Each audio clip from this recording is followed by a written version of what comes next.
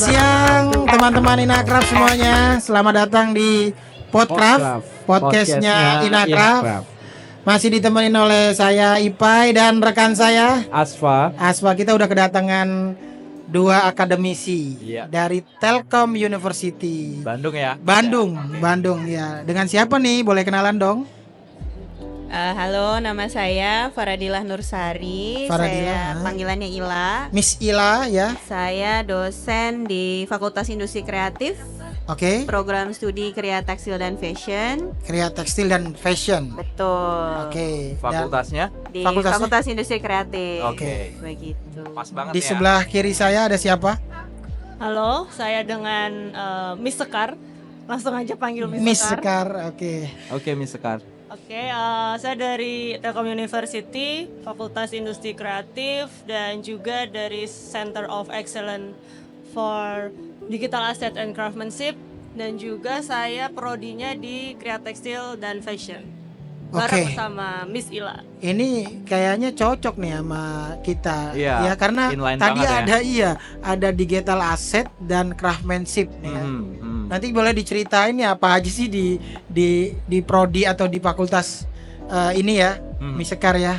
Baik teman-teman, sebelumnya kita udah kedatangan tadi pelaku usaha dan juga dari panitia juga ada. Nah, ini kali ini kita kedatangan tamu dari akademisi, tentunya punya sudut berbeda terhadap kegiatan kita yang berlangsung dari tanggal 2 sampai 6 ini, yaitu Inakraf on Oktober. Tema kali ini adalah Youthpreneur ya. Jadi kita juga pengen nanti sambil cerita tentang apa aja yang ada di Telkom University, dan juga kita juga pengen denger nih kira-kira pandangannya tentang craftsmanship, tentang handicraft ya, juga tentang Inakraf kesan pesannya juga. Iya. Boleh dong diceritain nih Miss Sekar atau Miss Ila duluan nih tentang apa yang ada di Telkom University. Dari siapa dulu nih? Boleh Miss Sekar dulu dong. Bu Direktur silakan. Oh, Bu Direktur dulu ya. Bu Direktur, depan saya ini. Direktur angin ribut. Angin ribut. Udah kayak film warkop tuh kayaknya.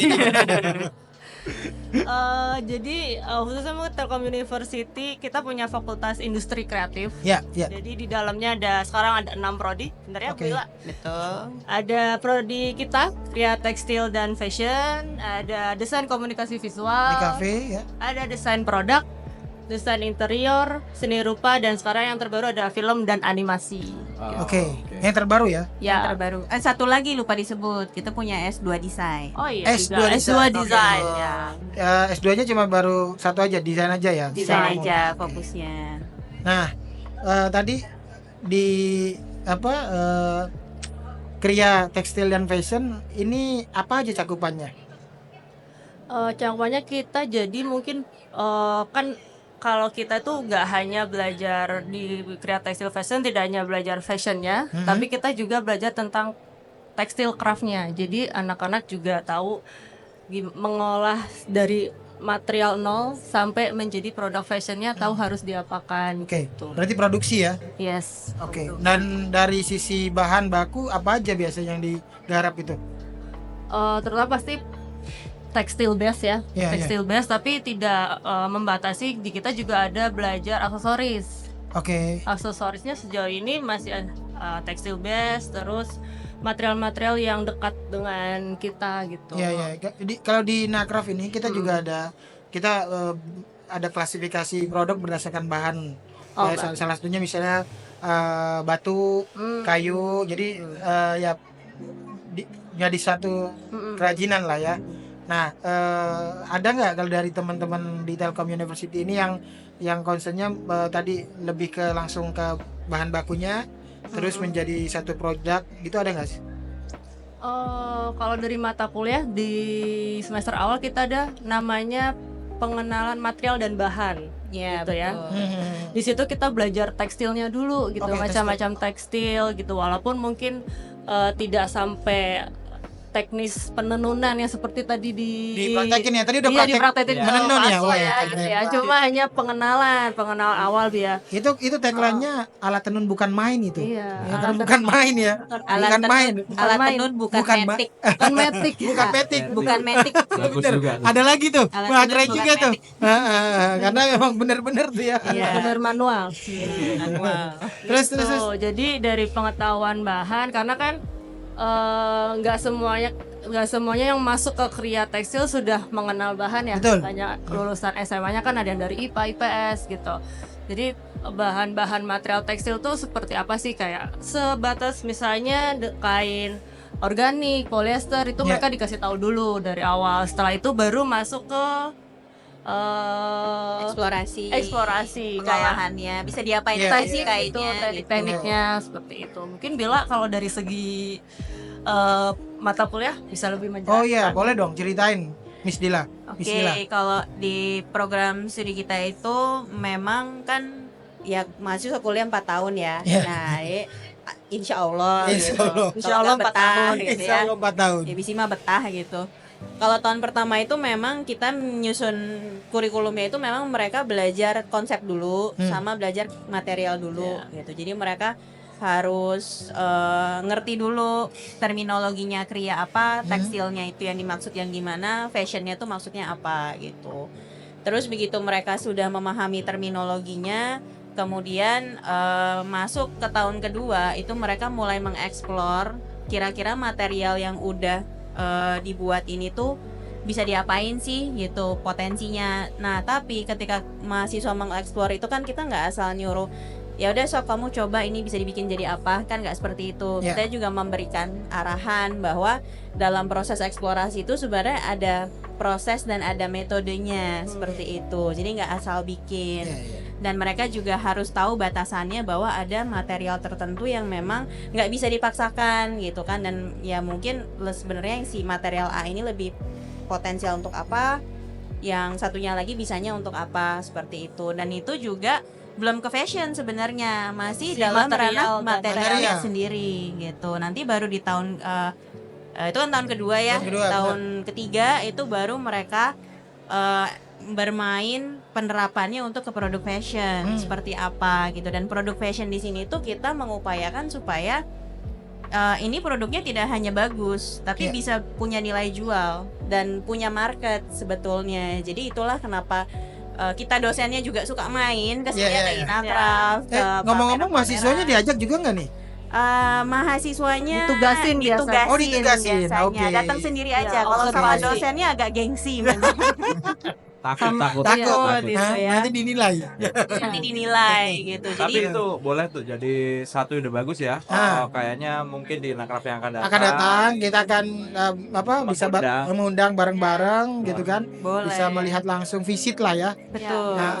Dan akhirnya nanti mahasiswa juga bisa belajar tentang marketnya yang ada di sini, the real market. Kemudian mungkin bisa lihat beberapa perkembangan yang ada di pasar secara langsung dan diharapkan bisa inovasi ya, Betul, riset dan lain-lain. Karena di kita tuh juga selain mahasiswa belajar memproduksi berkarya gitu, tapi juga ada mata kuliah bisnisnya. Iya, betul. bisnis fashion. Ya, bisnis fashion gitu. Nah, harapannya juga sebenarnya tidak hanya mereka belajar dan mengonsep bisnis fashionnya ya, tapi juga coba dites di marketnya nih. Betul ya. Jadi satu kesatuan. Yes, benar. gitu. Bisa nggak sih beneran karya lo itu dengan konsep bisnis seperti ini terjual di market? Karena kan maksudnya saya juga berpengalaman menjual produk sendiri tuh menerapkan harga tuh ya memang ada rumusnya gitu ya, Betul, ada betul aturannya. sekali. Tapi ketika tes di market ada yang pas, ada yang nggak, ternyata kemahalan.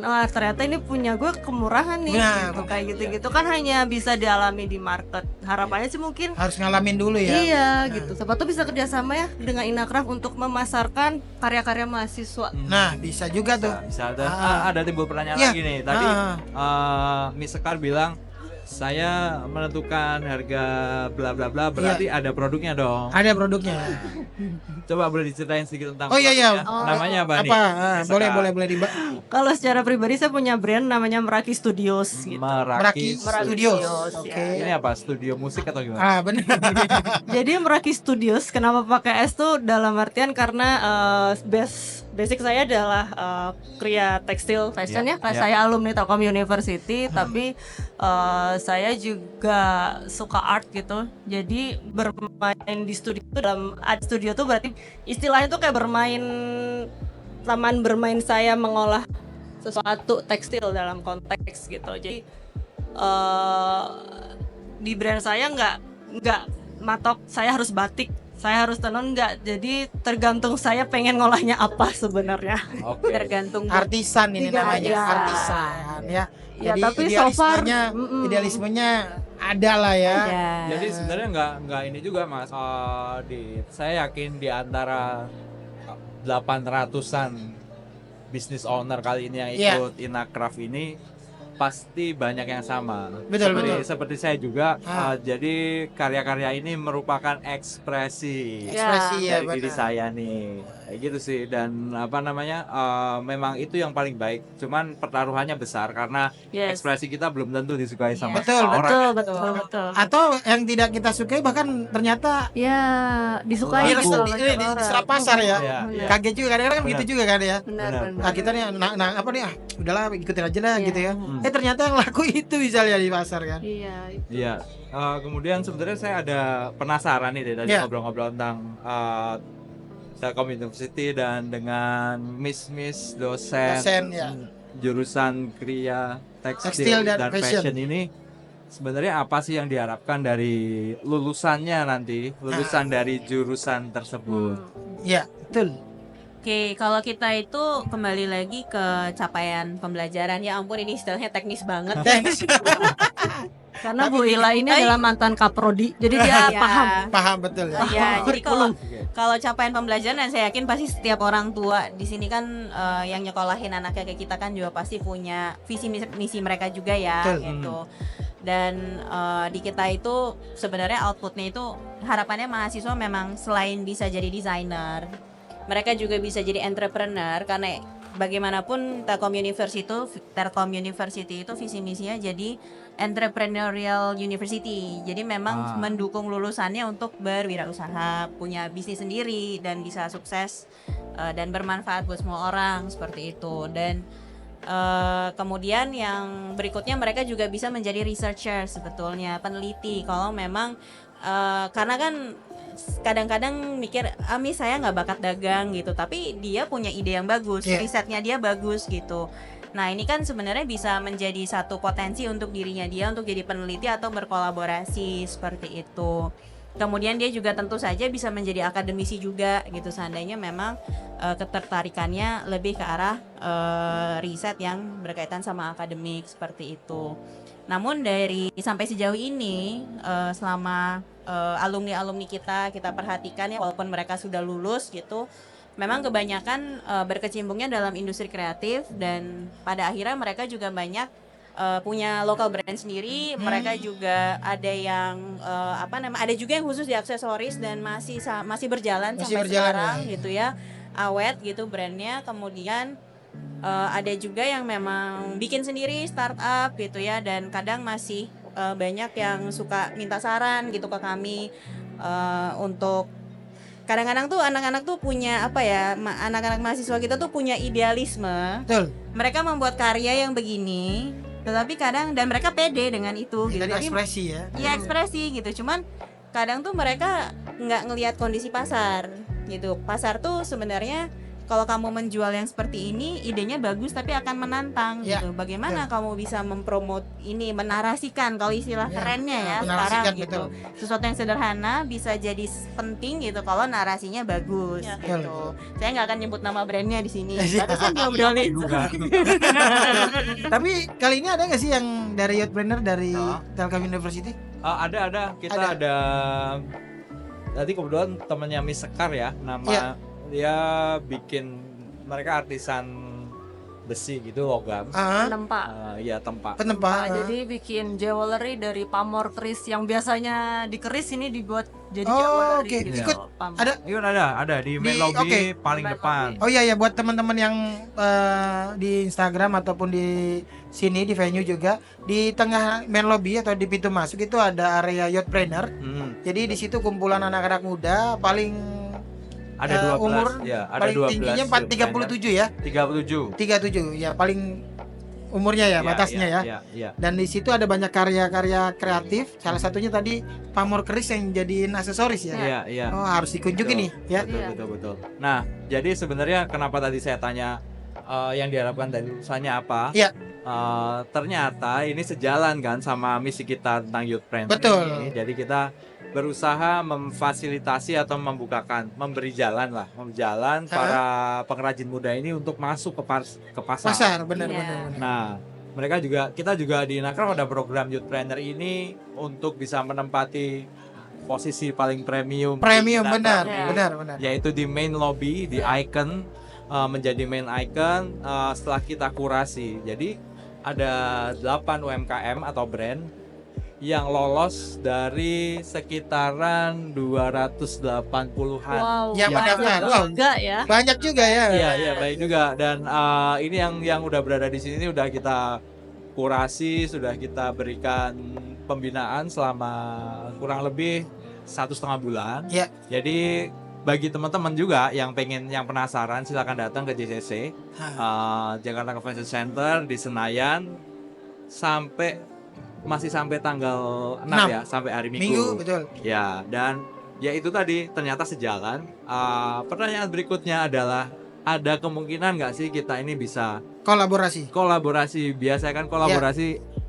Biasanya kan kolaborasi antar brand ya, ini Iya, ini kita antar institusi. institusi betul. Ya, tadi kita belum mention juga bahwa saya dan Mas Asfa ini kita ada di Asosiasi Eksportir dan Produsen Handicraft atau ASEPI. Kita adalah organizernya yang punya brand Inakraf ini. Kita pelakunya nih. Pelaku usahanya juga, karena memang selain mengurus, Mas Asfa di Pekalongan, saya di Jakarta, kita juga punya usaha. Dan ini kita juga tadi ngomongin Youthpreneur, kita pengen memang terus berkesinambungan. Makanya kita mungkin nggak ya kita kolaborasi, kira-kira gimana nih, Miss? Ya, kita juga ada ASEPI ini tersebar di hampir seluruh Indonesia dan bukan kebetulan ASEPI ada juga yang di Jawa Barat. Jawa Barat, betul. ASEPI Jawa Barat. Nah, coba boleh ada ide atau gimana mungkin tanggapannya dari Miss? Oke, kalau peluang kolaborasi pasti kita open banget ya, kita sangat membuka gitu. Apalagi kami sebagai institusi sangat membutuhkan ilmu dari para praktisi gitu, yang mungkin bisa di-share ke mahasiswa kami gitu. Kalau kami kan akademisi yang belajarnya dari jurnal, textbook gitu, tapi untuk pengalaman di lapangan itu kan dialami oleh para praktisi. Dan kemungkinan misalnya bisa berkolaborasi dalam konteks misalnya jadi dosen tamu nih gitu. Jadi teman-teman mahasiswa juga dapat ilmu langsung dari para praktisi di lapangan tuh seperti apa gitu. Atau internship. Dan itu tadi satu. Terus kedua internship gitu, karena mahasiswa juga butuh pengalaman langsung di industri. Mungkin kalau di kita konteksnya tekstil dan fashion ya, itu bagaimana sih cara kerjanya gitu kan. Karena ya setelah lulus mereka juga harus bekerja kan, pengalaman magang itu penting juga. Itu 2. Terus ketiga, kami sebagai dosen juga bisa bekerja sama, biasanya malah ngajak kerjasama dengan praktisi pengrajin dalam konteks riset dan pengabdian masyarakat gitu. Kalau misalnya ada butuh kolaborasi riset nih gitu, atau kita punya riset tertentu yang mungkin bisa dikembangkan dipakai untuk industrinya, bisa banget. Atau misalnya butuh kayak misalnya banyak kan kita ada desain komunikasi visual gitu, masalah branding gitu kan, misalnya bisa dibantu masalah brandingnya seperti itu. Jadi open banget sih kita untuk berkolaborasi gitu. Mantap. By the way, riset yang kayak apa nih yang tadi disebutkan? Jadi mungkin UMKM yang ada di sini bisa langsung follow up gitu, atau bisa bikin surat menyurat lah.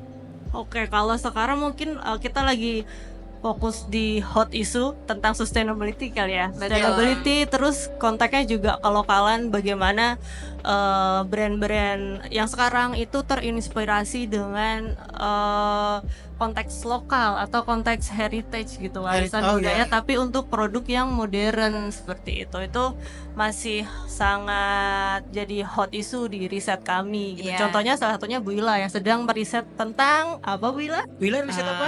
Saya tuh meriset mengenai penggunaan kain bermotif batik untuk produk fashion. Jadi riset saya tuh ada hubungannya sama tren sebetulnya, karena Indonesia kan dulu kita dan sampai sekarang juga punya trend forecasting yang khusus Indonesia, dibuat oleh desainer dan praktisi desain Indonesia. Tetapi saya penasaran kenapa ya aktualisasi batik di Indonesia tuh sebenarnya sudah sangat mendarah daging. Tapi saya jarang sekali menemukan bahasan mengenai sebenarnya batik ini tuh trennya seperti apa gitu. Jadi kayak saya ngeriset ngambil data dari beberapa desainer di media sosial, karya-karya mereka dari 5 tahun yang lalu. Dan saya ngelihat secara visual, meneliti visualnya itu mereka memakai batiknya itu buat apa, di mana, dan bentuk motif yang dipakai itu apa, seperti itu. Karena kayak tadi aja kita ngobrol sama salah satu praktisi batik legendaris di Pekalongan. Dan kami kebetulan dapat kuliah 1 SKS dari beliau. Itu seru banget tapi. Sama Om Dudung. Tapi kalau Om Dudung. Kalau bawa martabak sama kopi bisa 6 SKS. Bisa 6 sih.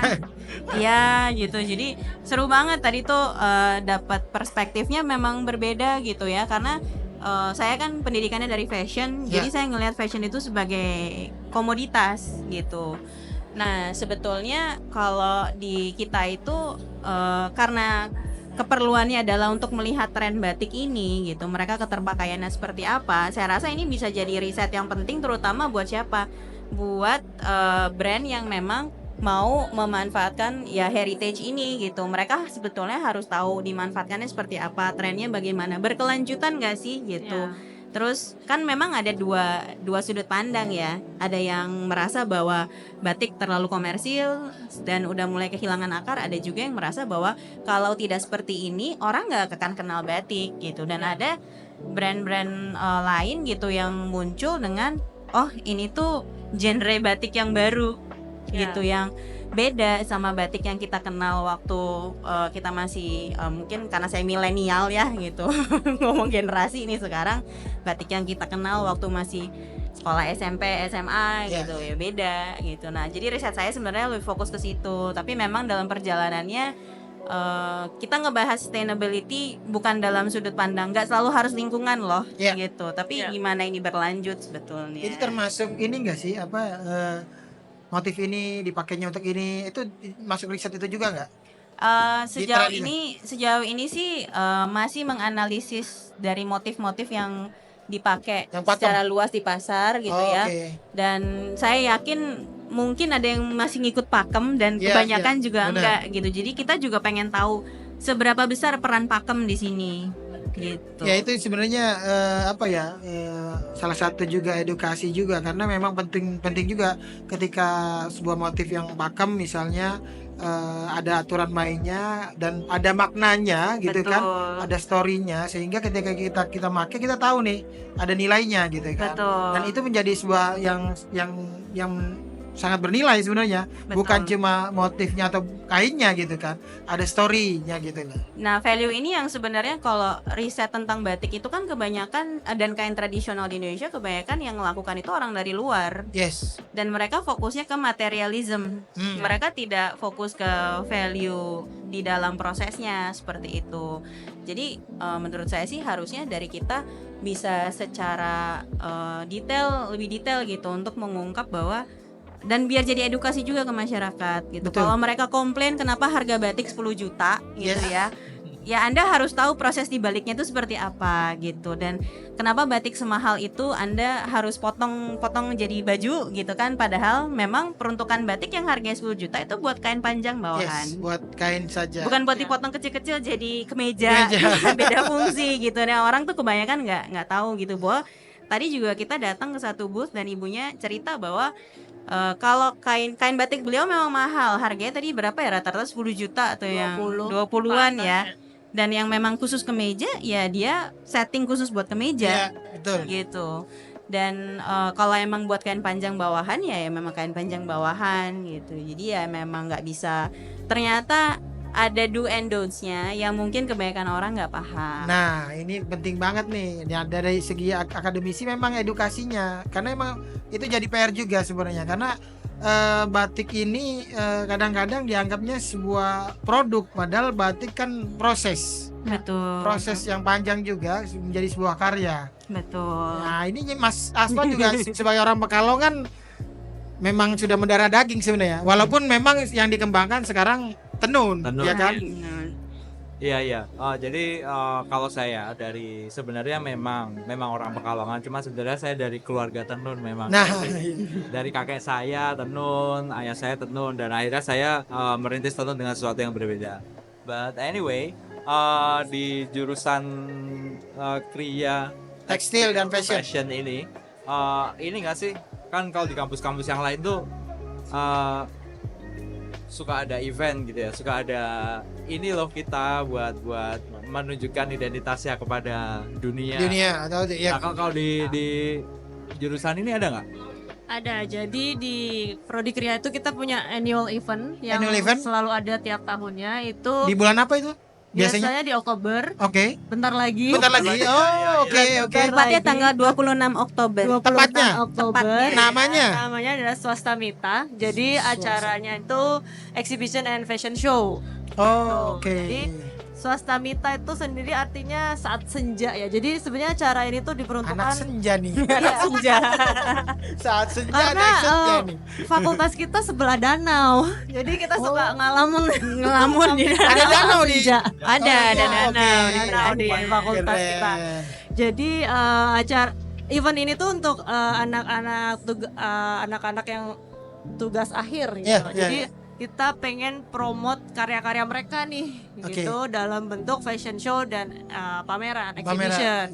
Fashion show itu untuk yang karya-karyanya busana. Karena kita kan ada textile craft ya, gitu. Jadi memungkinkan karya mereka tuh kayak ya lembaran batik gitu yang dieksplorasi narasi atau motifnya, aksesoris gitu atau misalkan. aksesoris atau tenun atau mungkin new material textile kayak gitu. Jadi acaranya tuh annual tiap tahun. Berapa hari? Sehari aja. Kalau buat fashion show. Kalau untuk fashion show, tapi ada sehari. pra-eventnya. Ada pamerannya? Ada pameran ya. Berapa hari pamerannya? Pamerannya kalau untuk tahun ini 2 hari. 2 hari, oke. Yes. Itu biasanya pameran dan fashion show-nya di satu tempat, tapi untuk tahun ini kita pisah karena karyanya lebih banyak gitu. Jadi untuk pamerannya di tanggal 18 sampai tanggal 19 Oktober di Posko di Bandung. Kalau fashion show-nya tanggal 26 Oktober di Cornerstone Pascal Bandung. Pascal. Tuh, terus kita juga ada pra-event seminar internasional webinar di mana ada Pak Aswa jadi pembicaranya juga. Wow, congratulations Pak Aswa. Belum. Oh, belum. Nanti Iya. bisa dilihat di webinarnya kita live Zoom gitu. Oke. Nah, menarik nih. Iya. Apa perlu kita datang juga nih Mas Aswa? Boleh, bisa jadi datang ke alamat Zoom-nya ya. Oh iya. Kita bisa undang ke eventnya. Iya, kok. benar. Ya, Jadi memang apa perlu. Nah, aku tadi kepikiran ini yang semester akhir ini Edian bikin skripsi atau produk nih jatuhnya? Dua-duanya. Mereka bikin karya dan mereka juga bikin tulisannya, metodenya bagaimana ada mereka narasinya. Oke, nah. Gitu. Aku tahu apa yang dipikirin sama. Benar. Apa tuh? Ya inilah realita di lapangan ya. Iya. Jadi kita dari praktisi dan pelaku yang ada di pasar ini juga kadang-kadang kehabisan ide. Kadang-kadang kehabisan resource karena pasar ini selalu menuntut yang baru apa nih, nih. Nah, mungkin bisa juga bermanfaat dengan berkolaborasi ini ya. Kita saling ya tadi pihak kampus membutuhkan tempat magang, membutuhkan apa ya?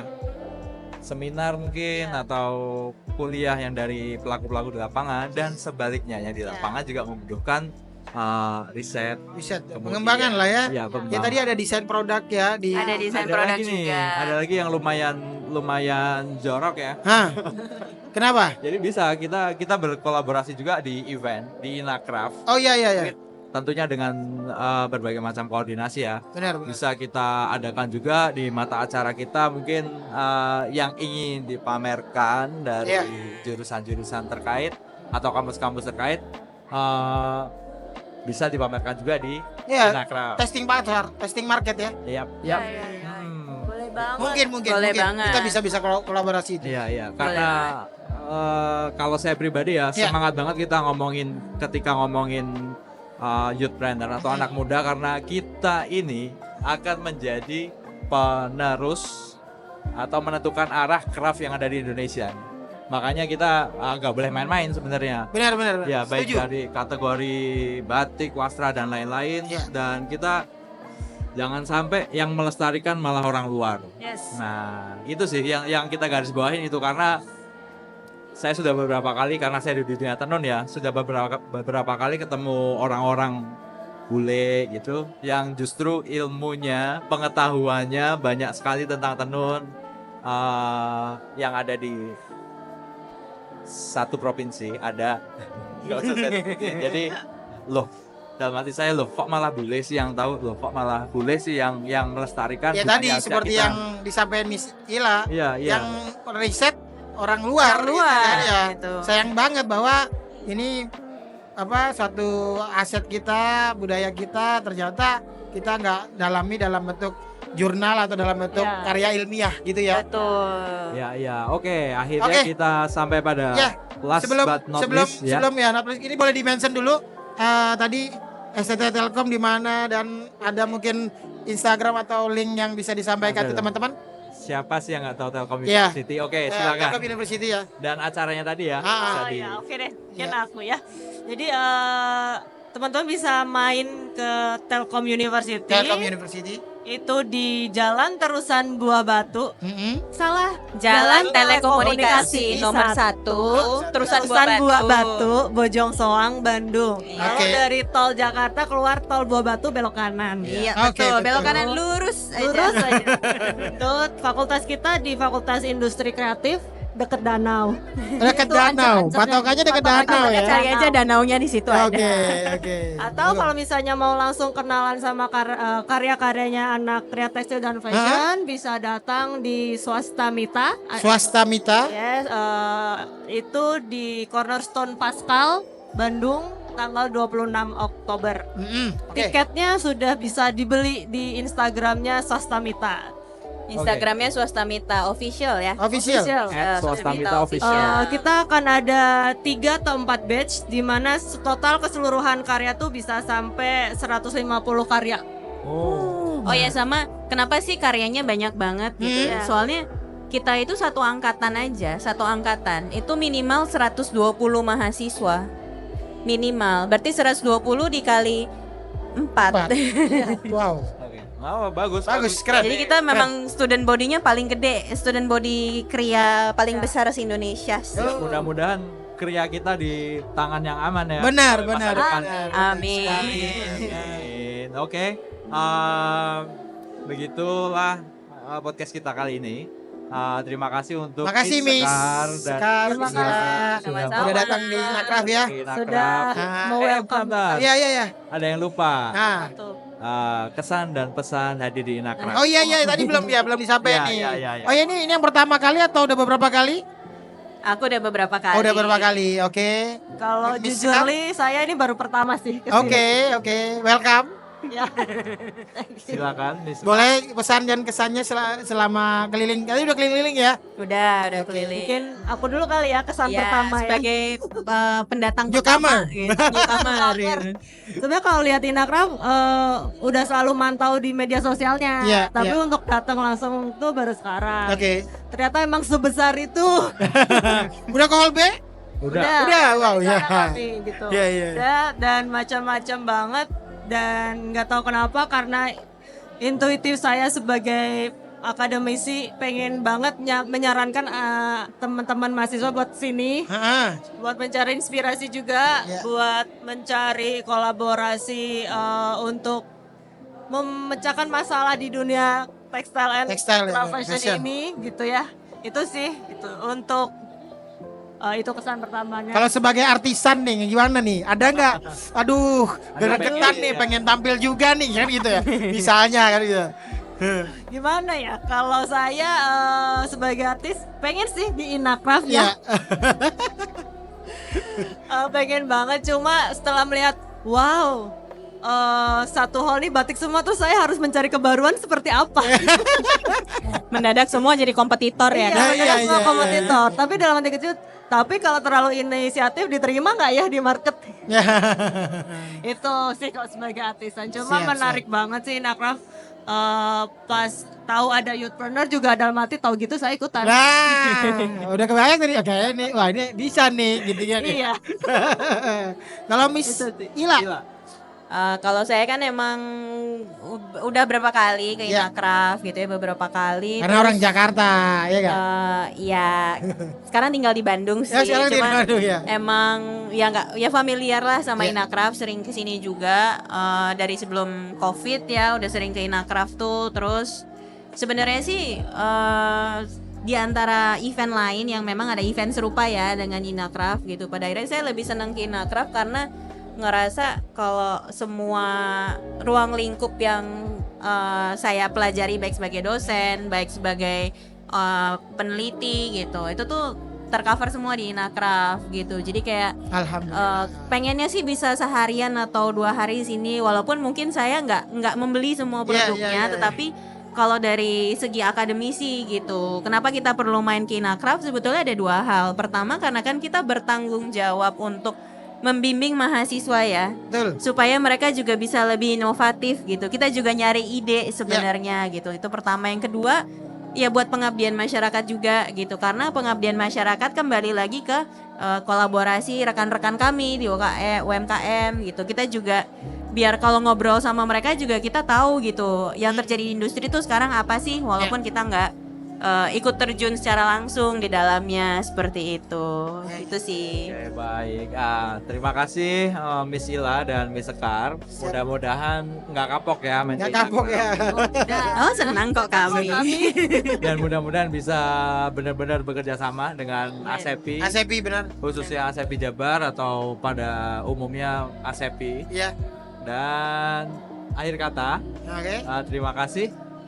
Assalamualaikum warahmatullahi wabarakatuh. Waalaikumsalam.